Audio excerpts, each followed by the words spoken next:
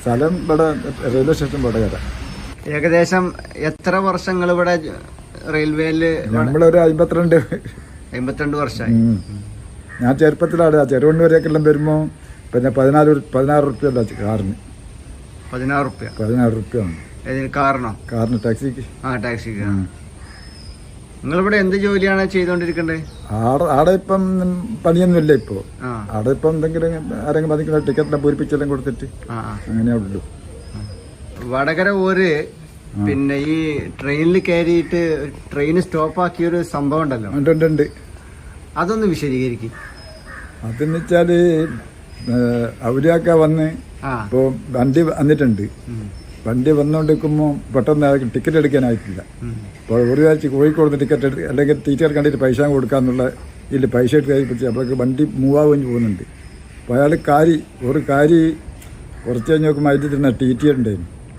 അപ്പോൾ ടി പറഞ്ഞ ടിക്കറ്റ് കാണിക്കുക. ടിക്കറ്റിലെന്ന് പറഞ്ഞാൽ ഓരോ ഇറക്കിയാരെ കുറേ കഴിഞ്ഞ് അതിലൊക്കെ പറഞ്ഞ് നിങ്ങൾ എങ്ങനെയാണ് വണ്ടി പോകാമെന്ന് ഞാൻ നോക്കാം. വണ്ടി പോയിക്കില്ല. വണ്ടി ഇങ്ങനെ മൂവാകുമെന്നല്ലാണ്ട് വണ്ടി പോയിക്കില്ല. അപ്പോൾ കുറേ ഇങ്ങനെ ഇരുന്ന ആളെല്ലാം കൂടി അത് കൽക്കരി വണ്ടിയല്ലേ, കൽക്കരി വണ്ടി ഇപ്പോൾ ആടുന്ന് ഇങ്ങനെ ഇഞ്ചൻ ഇങ്ങനെ അടിക്കുന്നുണ്ട്, വണ്ടി പോകുന്നില്ല.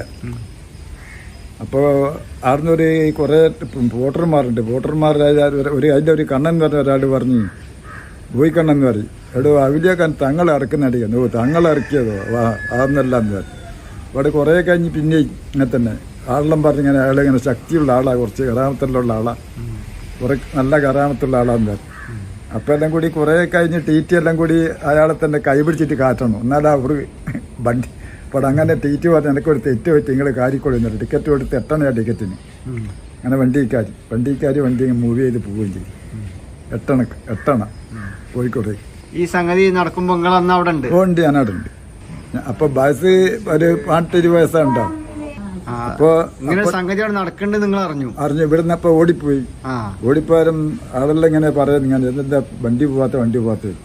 അങ്ങനെ ഒരു കണ്ണൻ എന്ന് പറഞ്ഞ ഒരാളെ പറഞ്ഞ് പിന്നെ അങ്ങനെ താങ്കളെ പിടിച്ച് ഇറക്കുന്ന വണ്ടിക്ക് അതാ തരി ഇവിടെയായിരുന്നു. അപ്പോൾ കുറേ കഴിഞ്ഞെല്ലാം കൂടി വണ്ടി ഒരു കണ്ടിട്ടും പോകുന്നില്ല. അങ്ങനെ ടിക്കറ്റ് 8 ടിക്കറ്റ് കൊടുത്ത് അങ്ങനെ വണ്ടി കയറ്റി. അന്നേരം വണ്ടി പോയി. രൂപ എന്ന് വെച്ചാൽ ബ്രിട്ടീഷുകാരെടുത്ത സ്റ്റേഷനാ. പിന്നെ ഇങ്ങനെ നല്ല കഴുക്കോല് വെച്ചിട്ടുള്ള നല്ല ഓട വെച്ചിട്ട് മേഞ്ഞിട്ടുള്ളത് ഒരൊറ്റ ഇതായിട്ടുള്ളതാ. ഈ ഒരു കസേര ഇപ്പോൾ സ്റ്റേഷനിൽ ഇപ്പവും കാണാം. അവരെല്ലായിരത്തല്ല ഒരു ബെഞ്ച് കുറേ കൊല്ലം മുന്നേ ഉണ്ട്. സ്റ്റേഷൻ്റെ മുറിച്ചിട്ടാത്തുണ്ട്. അത്രയും ബാക്കുള്ളതാ. ഇത് നമ്മൾ കണ്ടതാ തന്നെ. ട്രെയിൻ വെച്ചാൽ കൽക്കരി വണ്ടിയാ. കണ്ണൂരിൽ നിന്ന് കോഴിക്കോട് വരെയാ പോവാ. അപ്പോൾ 8 ടിക്കറ്റിന്. അന്ന് എത്ര ബോഗിയാണ് ഉണ്ടാവുക? ഒരു 6-5 ബോഗിയുണ്ടാവും. ഇത്രയാണ്. കഷ്ണം വണ്ടിയായിരിക്കും. ഇന്നത്തെ പോലെ സീറ്റൊന്നുമില്ല. സീറ്റിന്റെ പല വണ്ടിയാ. പലക അടിച്ചു വേണം. പിന്നെ നിങ്ങള് വടകര ഊര് മരിക്കുന്നതിന് മുമ്പ് നിങ്ങൾ നേരിട്ട് പോയി കാണുക സംസാരിക്കുക ചെയ്തിട്ടുണ്ടോ? ഞാൻ അല്ല, വടകര സ്റ്റേഷനിൽ വന്നാല് ഓർക്ക് ഇഷ്ടപ്പെട്ടവർക്ക് ചായ കൊടുക്കും. എങ്ങനെ ഇഷ്ടപ്പെട്ടവർക്ക് അവർ ചായ കൊടുക്കും. ചായക്കൊരാണ് ഞാൻ അല്ല, ഓര് നിങ്ങൾക്ക് വാങ്ങിത്തരും. എനിക്ക് ഒരു കുടിച്ച ചായ കൊടുക്കുക. അവർക്ക് ഇഷ്ടപ്പെട്ട അരിക്കാ കൊടുക്കും. അപ്പൊ എന്നെ ഇപ്പം കണ്ടാൽ ഞാനിങ്ങനെ ഇപ്പം വന്ദിക്കുകയും ചെയ്യും. അതുകൊണ്ട് എനിക്ക് ചായ തന്നിട്ടുണ്ട് പ്രാവശ്യം. കുടിച്ച ബാക്കി ചായ. അത് നമ്മളെ സൂപ്പർ മൂസ എന്ന് പറഞ്ഞ ഒരാളുണ്ട്, വടകരക്കാരൻ. അയാൾ എപ്പോൾ ഒന്നിച്ചിട്ടുണ്ട്. അയാളെ വലിയ ആളാണ്.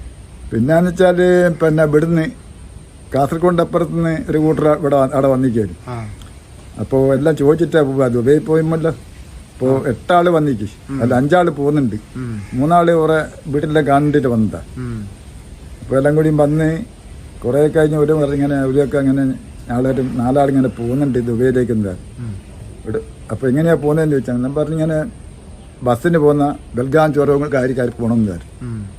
നിങ്ങൾ ആരും പോകണ്ടെന്ന് കാര്യം. 2 ആള് പറഞ്ഞ ആളിങ്ങനെ എക്കാൻ ഭയങ്കര കിണറ്റായി പോകുന്നതായിരുന്നു. അതെല്ലാം പോട്ടോട് നമുക്ക് എക്കാൻ പിന്നെ ഉണ്ടാക്കാം. അതുകൊണ്ട് നിങ്ങൾ പോകണ്ടെന്ന് പറഞ്ഞു. പോകണ്ടെന്ന് പറഞ്ഞിട്ട് ഒരു പോയി. 2 ആളെ 3 ആളച്ചൻ പോയി. ബൈക്ക് വെച്ചിട്ട് ബൽഗാമെന്ന് വണ്ടി മറിഞ്ഞ് ആളെല്ലാം മരിച്ചു. ആളെല്ലാം മരിച്ചു പോയി. അല്ല പോയി. മരിച്ച്. പിന്നെ അവിടെ നിന്ന് ഇങ്ങനെ അങ്ങോട്ട് ഭരിച്ചു തുടങ്ങിയ ആൾക്കാർ ഒരുപാട്. ഇവിടുന്ന് കാസർഗോഡ് അങ്ങനെ ചെറുവത്തൂർ കാഞ്ഞങ്ങാട് പോയിക്കുന്നു ഇയാളൊരു ശക്തി. പിന്നെ എപ്പം വരുന്നതാണ് അടുത്ത്. എല്ലാം നമ്മൾ അറിയുന്ന സംഗതിയാണ്. നിങ്ങള് പിന്നെ ഓരോ വീട് ചെറുവണ്ണൂരാണല്ലോ? ആ, ചെറുവണ്ണൂരാ. അവിടെ പോയി കണ്ടിട്ടുണ്ടോ? ആ, കണ്ടിട്ടുണ്ട്. ഞാൻ 2 പ്രാവശ്യം നേർച്ചയ്ക്ക് വന്നിട്ടുണ്ട്. മീറാജ് നേർച്ച ആ, അവിടെ വന്നിട്ടുണ്ട്. ശാപ്പാടെല്ലാം കഴിച്ചിട്ട്. അവിടെ അത് വേറൊരാള് ഇവിടുന്ന് വരുമ്പോ കാസർഗോഡ് നിന്ന് വന്നാല് എന്നെയും കൂടി കൂട്ടിയതാ. ആളെ അറിയാന്ന് വെച്ച് ഞാൻ പറഞ്ഞു സ്ഥലം അറിയാന്ന് വെച്ച് എന്നെ കൂട്ടിയതാ. അങ്ങനെ ഞാൻ നേർച്ചയെല്ലാം കഴിഞ്ഞിട്ട്. അത് ശരി. ചെറുവണ്ണൂർക്ക് വഴി അറിയാത്ത ഒരാള് നിങ്ങളെ കണ്ട് സംസാരിച്ച് അയാളെയും കൂട്ടി നിങ്ങൾ പോയി? അയാളെയും കൂട്ടിയിട്ട് 3 ആളുണ്ട് അവര്. ഒരു 3 ആളുണ്ട്. ഇങ്ങനെ നടത്തും. എന്താ വെച്ചാൽ അവർക്ക് ഇഷ്ടപ്പെട്ടവരെ വരുമ്പോ കൂട്ടിയിട്ടാ നിങ്ങൾ നോക്കൂ. നിങ്ങളെന്താ വിളിക്കല്? ഞാൻ ഇങ്ങനെ ഇതാക്കിയിട്ട് എപ്പോ ഞാൻ ഇങ്ങനെ വന്ദിക്കുകയും ചെയ്ത നല്ല പരിചയം. നല്ല പരിചയ. ബാലല്ല അവിടെ ചായ എനിക്ക് തരും. അവർക്ക് ഇഷ്ടപ്പെട്ടവര് ഒരുപാട് ആള് പയ്യനെ കൂടും. പക്ഷെ അങ്ങനെ കൊടുക്കുമല്ലോ. അവർക്ക് ഇഷ്ടപ്പെട്ടവർക്ക് മാത്രമേ ഉള്ളൂ.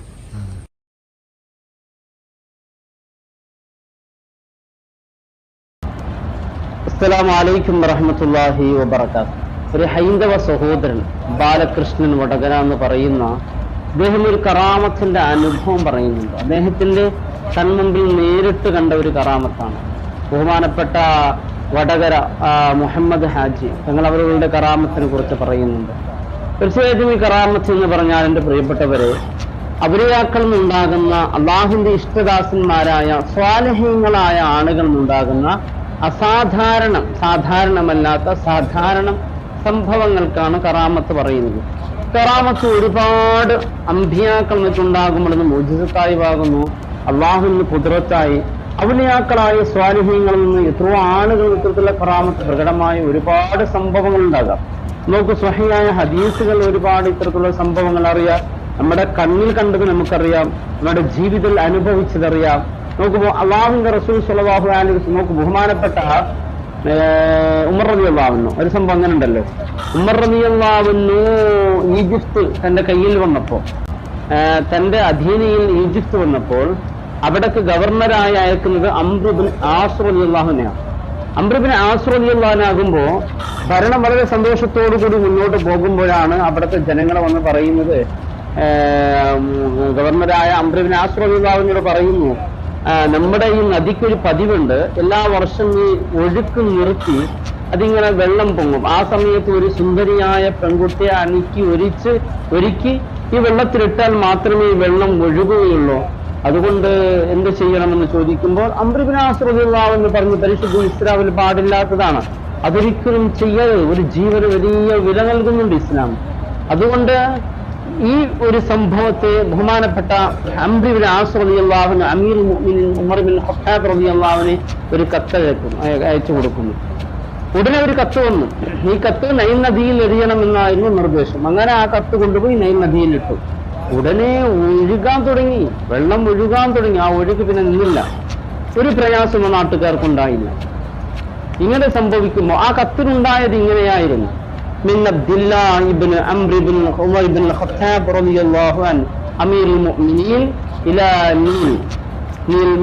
നീൽ മിസ്റിലേക്ക് അയക്കുന്ന ഒരു കത്താണ്. അതിൽ വളരെ എഴുതിയിട്ടുണ്ടായത് ഇങ്ങനെയാണ്: വൈകുന്തി തജ്രി മിൻ കിബലിക്ക് ഫലാ തജ്രി. നദിയെ, നീ നിന്റെ ഇഷ്ടമനുസരിച്ച്, വൈകുന്തി നീ ആണെങ്കിൽ, തജ്രി മിൻ കിബലിക്ക് നിന്റെ ഇഷ്ടമാണനുസരിച്ച് നീ ഒഴുക്കുകയാണ്, ഫലാ തജ്രി നീ ഒഴുക്കണ്ട, നീ അവിടെ നിൽക്കുക, വെള്ളം നിൽക്കട്ടെ, ഒഴുകണ്ട. അള്ളാണ് നിന്നെ ഒഴുക്കുന്നതെങ്കിൽ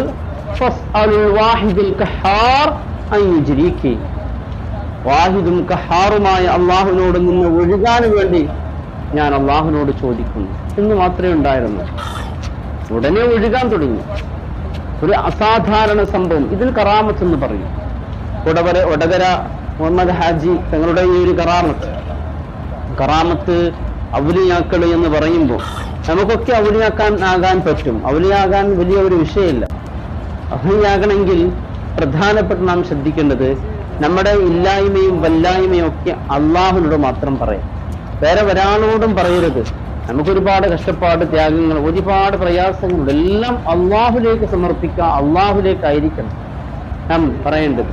നമ്മുടെ പലതും പറയും, കാരണം മാസത്തിന് മരുന്നിന് ഇത്രയാണ്, ചെലവിന് ഇത്ര, നിസ്കാരം മുമ്പ് എല്ലാം അള്ളാഹുവിനാണ്, മറ്റുള്ള കാര്യങ്ങൾ കാരണം ചീത്ത കാര്യങ്ങൾ അള്ളാഹുവിനോട് പറയാം. അള്ളാഹു നിന്റെ രഹസ്യവും നീ അള്ളാഹുവിന്റെ രഹസ്യവുമാണ്. ആ അമ്പിയാക്കൾ ഔലിയാക്കളെ കൊണ്ട് എഴുതേടി പ്രാർത്ഥിക്കുന്നതോ അത് വലിയ ഉത്തരം കിട്ടാൻ ഏറെ സഹായകമായതാണ്. അമ്പിയാക്കൾ ഔലിയാക്കളെ കൊണ്ട് ഇടതേടി പ്രാർത്ഥിക്കുക. പിന്നെ ഹൈറും ഷറും സുഖവും ദുഃഖവും രോഗവും പരാജയവും ഐശ്വര്യം ദരിദ്രം എല്ലാം അള്ളാഹുവിനാണ്. ജീവിച്ചിരിക്കുന്നവർക്കും മരണപ്പെട്ടവർക്കും ഇതിൽ യാതൊരു അവകാശമോ പങ്കുമില്ല.